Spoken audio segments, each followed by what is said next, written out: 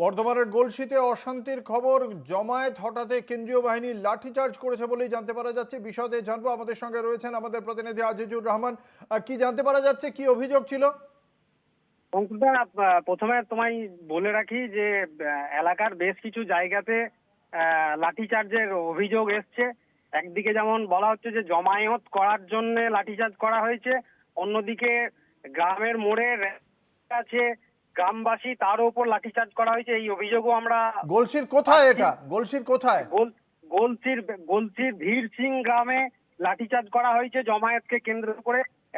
আবার এদিকে বেতালবন বলে একটি গ্রাম আছে, সেখানে গ্রামের মোড়েতে এক সাধারণ গ্রামবাসী বসেছিল, তিনি কোনো কাজের ডিস্টার্ব করেননি, তিনি তার বাড়ির সামনে রেখে বসেছিলেন, তার উপর লাঠিচার্জ করা হয়েছে কার্যত।